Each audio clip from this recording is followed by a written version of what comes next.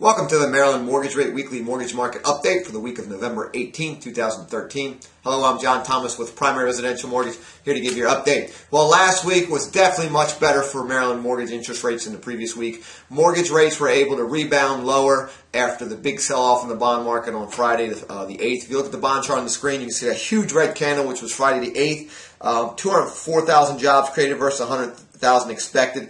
Plunged the bond market because it was very good news. Sold off, interest rates spiked higher. But then on Monday, recovered a little bit, found the bottom, and then from there, you can see the green candles going up each day. We were able to close higher, and we've had a nice recovery all week long, back almost where we were before the big sell-off. So with that in mind, you see the short-term trend there is for mortgage bonds to move higher, which is interest rates to move lower. We're going to recommend floating your Maryland mortgage rate to start the week to take advantage of this bond recovery. Now, if you're closing the next week or so, you definitely can lock in because in the short term, we could see a little pullback after this nice little run higher. But 30 to 60 days out, definitely float. See if we can get back to where we were before the jobs report. Now, if we look at economic news, there was some big news released last week. Federal Reserve Chairman Ben Bernanke will be stepping down at the end of 2013. His replacement Federal Chairwoman will be Janet Yellen. And last week, she had to testify on Capitol Hill at her confirmation hearing.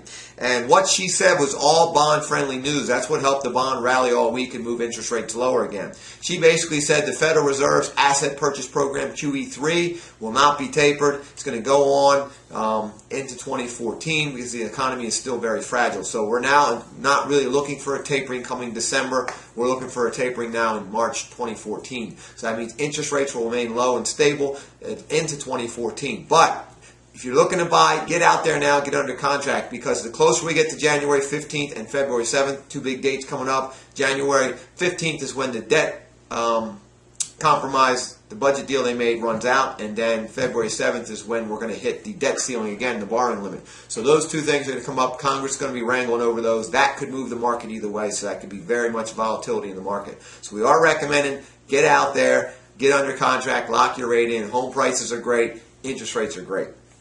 Now, we also saw last week in some economic news, which also helped the bonds.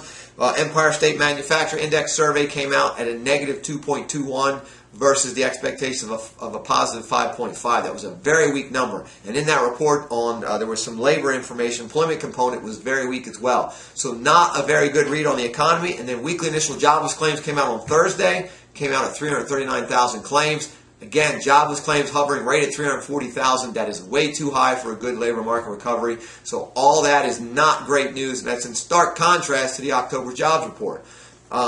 So the economy is very shaky. Good news for bonds, not great news for the economy. And then in the local news, the next free first-time homebuyer seminar in Towson, Maryland is Saturday, December 7th. From 10 a.m. to noon. That's at the Sheraton Baltimore North Hotel. You can register for that event by giving us a call in the office at 410-412-3319, or you can register online, www.marylandhomebuyerseminars.com. Look forward to seeing you guys next week.